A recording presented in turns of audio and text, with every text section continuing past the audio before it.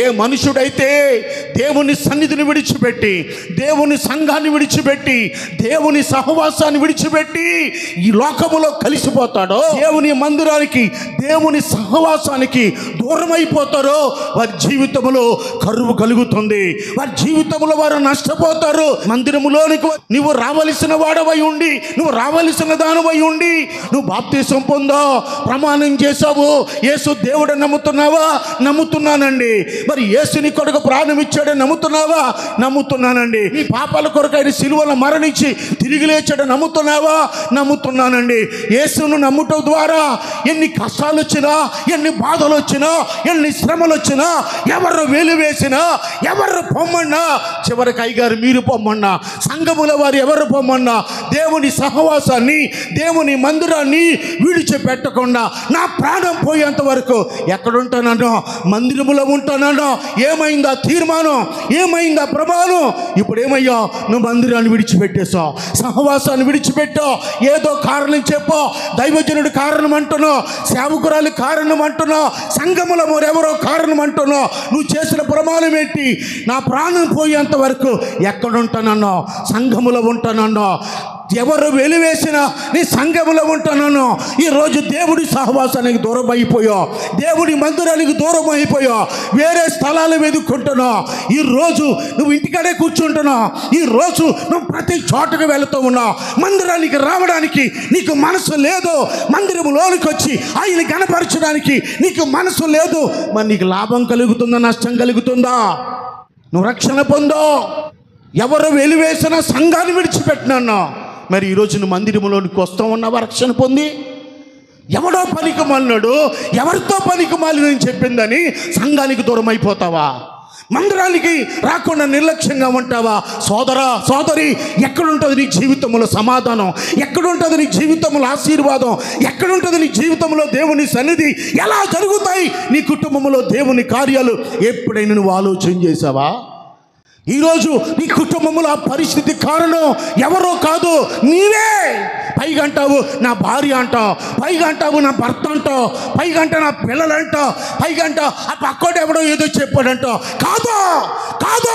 ఈ పరిస్థితికి కారణము మందిరానికి రావాల్సిన నీవు రాకుండా సహవాసానికి దూరంగా ఉండుట ద్వారా నీ అంతట నువ్వు తెచ్చుకున్నటువంటి శ్రమ, నీ అంతట నువ్వు తెచ్చుకున్నటువంటి కష్టము, నువ్వంతట నువ్వు తెచ్చుకున్న నష్టము. ఏమంటుంది ఈమె? నేను సమృద్ధి గలదాననై వెళ్ళితేనే దేవుడు నన్ను రిక్తురాలుగా ఇచ్చేసి. లేదు, దేవుడు చెయ్యలేదు. యోబు తన 10 మంది కుమారులు పోయినప్పుడు, తన ఆస్తంతా పోయినప్పుడు ఆయన గురించి 2 మాటలు రాయబడింది. అతడు ఏ పాపము చెయ్యలేదు. దేవుడు అన్యాయం చేశాడని ఒక్క మాట కూడా చెప్పలేదు. ఈనాడు కొంతమంది దేవుని కార్యాలు జరగకపోతే, వారు అనుకున్నది జరగకపోతే, వారు అనుకున్నది సాధించకపోతే దేవుడి మీద నిందలేసేస్తారు. దేవుడు ఏం చేశాడు, దేవుడు ఏం చేశాడు, నేను ఎంత ప్రార్థన చేశాను, ఎన్ని ఉపవాసాలు చేశాను. నో, దేవుడు అలాంటి వాడు కాదు. అన్యాయము చేయడు. ఆయనకు ఉద్దేశం ఉంటుంది. ఆయన తగిన కాలమందు ఒక సమయములో దేవుడు కార్యం చేస్తాడు. అలా వెళ్ళింది, సమృద్ధిగా వెళ్ళింది. ఇప్పుడు ఎలాగ వచ్చింది? దేవుని మందిరములో ఉన్నప్పుడు ఏముంది? సమృద్ధి, సంతోషం, ఆనందం, చక్కటి ఉపదేశాలు, ఆత్మీయ బిడ్డల సహవాసాలు, చక్కటి ఆరాధన, చక్కటి విజ్ఞాపన. ఓ ఎంతో సౌఖ్యంగా ఆనందంగా ఉండే జీవితం. ఎప్పుడైతే ఈ యూదా బెత్లెహేమును విడిచిపెట్టేసి మోయాబులోకి వెళ్ళిందో, లోకంలోనికి వెళ్ళిందో, పాపములోనికి వెళ్ళిందో, శాపములోనికి వెళ్ళిందో, జీవితం అంతా తారుమారైపోయింది. ఆ పరిస్థితికి కారణం దేవుని యొక్క సహవాసాన్ని విడిచిపెట్టడం. మందిరములోనికి వస్తే ఎన్ని ఆశీర్వాదాలు ఉన్నాయో, మందిరాన్ని విడిచిపెట్టేస్తే కూడా ఏముంది? శాపం ఉంది. కనుక దైవ ప్రజలారా, నా 2 చేతులు జోడించి వాక్యాన్ని అందిస్తూ ఉన్నాను. ఆదివారం ఎక్కడ ఉండాలి? మనం చెప్పాలి గట్టిగా. ఆదివారం ఎక్కడ ఉండాలి? దేవుని మందిరములో ఉండాలి. ప్రియులారా, దేవునికి ఇవ్వాల్సిన సమయాన్ని దేవునికి ఇవ్వాలి. 365 రోజులు, సంవత్సర కాలం అంతా దేవుడు ఏం చేస్తూ ఉన్నాడు? కంటికి రెప్పలా కాపాడుతూ ఉన్నాడు. నువ్వు దేవుడికి ఇచ్చేది కొన్ని గంటలే. నేనంటాను ఆదివారం 2 గంటలు, శనివారం ఒక 2 గంటలు, 4 గంటలు, కానీ దేవుడు నిన్ను వరమంతా కాపాడుతూ ఉన్నాడు. దేవుని సహవాసాన్ని, దేవుని మందిరాన్ని విడిచిపెట్టి నయోమి ఏమైపోయింది? చేదైపోయింది. మారగా తన జీవితం మారిపోయింది. ఒకప్పుడు మధురంగా ఉండే జీవితం మారైపోయింది. అందుకే దేవుడు అంటున్నాడు, నాకు వేరుగా ఉండి నీవు ఏం చేయలేవు. వేరుండగోరు వాడు స్వేచ్ఛానుసారంగా నడుచువాడు అటు లెస్సైన జ్ఞానానికి విరోధి. ప్రభు చెప్పాడు, నా పక్షాన ఉన్నవాడు నాకు విరోధి. అనగా దేవుని మందిర పక్షంగా, దేవుని సేవ పక్షంగా ఉండని వాడు ఎవడైనా సరే వాడు దేవునికి విరోధి. వాక్యంలో రాయబడిన మాటలను తెలియజేస్తా ఉన్నాను. ఆ విషయంతో ప్రకటిస్తున్న మాటలు కాదు, ఆలోచనతో, ఆత్మతో ప్రేరేపణ కలిగి మీకు అందిస్తున్న మాటలు. మధురంగా ఉండే జీవితం మారైపోయింది, నష్టపోయింది. ఏ పరిస్థితుల్లో కూడా దేవుని మందిరాన్ని విడిచిపెట్టాడు. మందిరము యొక్క సమృద్ధి వలన సంతృప్తి. చెప్పండి, మందిరములో ఏముంది? సమృద్ధి. సమృద్ధి కలిగిన మందిరములో నుండి ఎక్కడికి వెళ్ళిపోయింది? పాపభూయిష్టమైన మోయాబుకి వెళ్ళిపోయింది. ఫలితంగా ఏం తెచ్చుకుంది? జీవితం అస్తవ్యస్తం అయిపోయింది. నీకు ఇంకా బుద్ధి లేదు, నీకు ఇంకా జ్ఞానము లేదు. నీ జీవితం అస్తవ్యస్తం అయిపోయింది. నీ కుటుంబంలో సమాధానము లేదు, నీ కుటుంబంలో సంతోషము లేదు. అయినా నువ్వు అనేక ఆశీర్వాదాలు కోల్పోతూ ఉన్నావు. ఒకప్పుడు దేవుని సన్నిధిలో ఉన్నప్పుడు నీ స్థాయి వేరు, దేవుని సన్నిధిని విడిచిన తర్వాత నీ స్థాయి తగ్గిపోయింది. అయినా నీకు బుద్ధి లేదు. అందుకే దేవుడు మాట్లాడుతున్నాడు. దేవుని సన్నిధిలో ఉన్నప్పుడు ఈమె స్థాయి సమృద్ధి. ఎప్పుడైతే మోయాబుకి వెళ్ళిపోయిందో ఏమైపోయింది? రిక్తురాలు. ఏమీ లేదు. మనసు పెట్టి ఆత్మీయంగా ఆలోచించి, పగతో కక్షతో ఈ మాటలు వినొద్దు. నీ కోసమే దేవుడు మాట్లాడుతూ ఉన్నాడు. నిన్ను సరి చేయడానికే, నిన్ను సంధిస్తూ దేవుడు మాట్లాడుతూ ఉన్నాడు. వర్తమానం ఈరోజు చాలామందికి అవసరమైంది. దేవుని మందిరానికి, దేవుని సహవాసానికి ఎప్పుడు దూరం కాకూడదు. ఆదివారం రక్షణ పొందిన వాడు ఎక్కడ ఉండాలి? చెప్పండి గట్టిగా.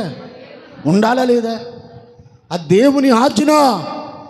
స్టేటస్ పెడతా ఉంటారు, ఆదివారం ఆరాధనకు రానివాడు బొత్తిగా కృతజ్ఞత లేనివాడు అని స్టేటస్ పెట్టుకుంటారు చాలామంది కదా. రక్షణ పొందవు కదా, నువ్వు మందిరానికి రావాలి కదా. ఏదో సాకు, ఏదో వంక, ఎవరినో ఒకరిని చూపించి నువ్వు మందిరానికి రాకుండా నువ్వు దూరంగా ఉంటే ఎవరికి నష్టం? నువ్వు సాకులు చెప్తున్న వారికి నష్టమా? నువ్వు నిందిస్తున్న వారికి నష్టమా? నువ్వు నెపాలు వేస్తున్న వారికి నష్టమా? లేదు. సోదరి సోదరుడా, నీకే నష్టం. అందుకే దేవుడు నీతో మాట్లాడుతూ ఉన్నాడు. నువ్వు నష్టపోకుండా ఉండాలంటే, దేవుని యొక్క సమృద్ధికరమైన ఆశీర్వాదాలు నువ్వు అనుభవించాలి అంటే ప్రతి ఆదివారం ఎక్కడికి రావాలి?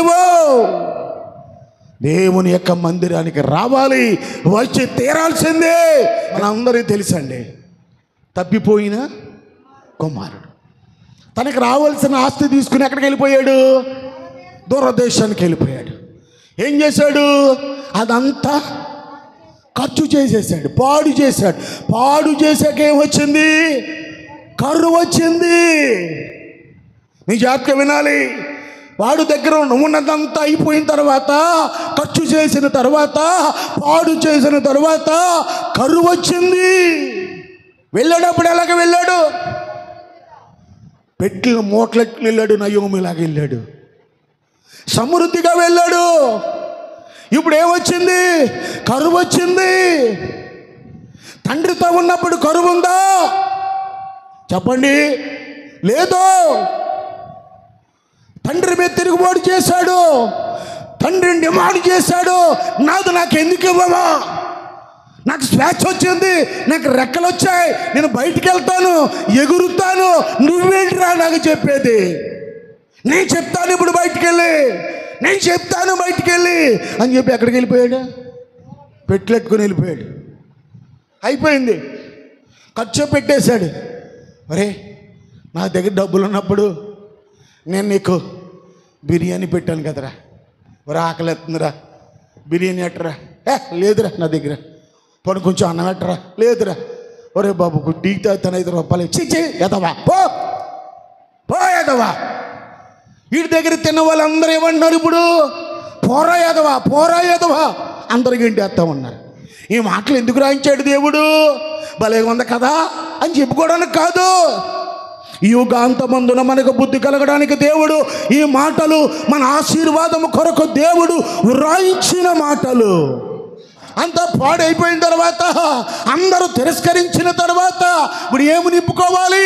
కడుపు నింపుకోవాలి. శరీరం అడుగుతుంది, ఏం చెయ్యాలో తెలియలేదు. అందరి దగ్గరికి వెళ్ళారు, చీ అని గెంటేశారు. చివరికి ఎక్కడికి వెళ్ళాడు?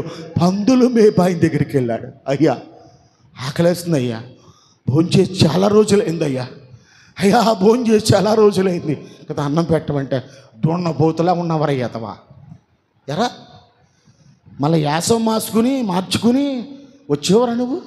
లేదయ్యా చాలా రోజులైందయ్యా భోంచేసి, నాకు కొంచెం అన్నం పెట్టవా. అన్నమా పెడతాను, ఇదిగో పందులు మేపుకురా, ఆ పందులు మేపు వచ్చిన తర్వాత నీకు నేను అన్నం పెడతాను, జాగ్రత్త, ఒకటైనా తప్పిపోయిందా కబడ్దారని చెప్పి ఏం అప్పగించాడు? పందులు. ఆకలి కోసం, కడుపు నింపుకోవడం కోసం చివరికి వేటి వెనకాల వెళ్తా ఉన్నాడు, పందులు మేపుతా ఉన్నాడు. ఎంతసేపు మేపుతాడు? ఆకలేసింది, ఆ పందులు తినే పొట్టుతో కడుపు నింపుకోవాలనుకున్నాడు. చివరికి ఆ పందులు అతను ఏం చేసేసాయి? గింటేసాయి. అప్పుడు వచ్చింది బుద్ధి, అయ్యో నా తండ్రి దగ్గర ఎంతోమంది కూలి వాళ్ళకు సమృద్ధిగా ఆహారం ఉంది, ఇక్కడైతే నేను ఆకలితో చచ్చిపోతున్నాను. ఎప్పుడైతే సమృద్ధి కలిగినటువంటి తండ్రి సహవాసాన్ని విడిచిపెట్టి బయటికి పోయాడో ఏమొచ్చింది? కరువు వచ్చింది. నేనంటాను, పరలోకపు తండ్రిని, ఆత్మీయ తండ్రిని, శరీర సంబంధమైన తండ్రిని విడిచిన ప్రతి ఒక్కరికి ఏమొస్తుంది తెలుసా? కరువు వస్తుందండి, కరువు వస్తుంది. ఆత్మీయ తండ్రిని ఎప్పుడు మనం విడిచిపెట్టకూడదు. ఆ పరమ తండ్రి సహవాసాన్ని ఎప్పుడు మనం విడిచిపెట్టకూడదు. ఎవరి సహవాసం ఇది? తండ్రి సహవాసం అండి. ఇది యేసయ్య కుటుంబం అండి. ఈ సంఘము దేవుడిది, ఇది మనందరికి ఇచ్చాడు. ఎప్పుడైతే తండ్రి సహవాసాన్ని విడిచిపెట్టి వెళ్ళిపోయాడో వాడికి ఏమొచ్చింది?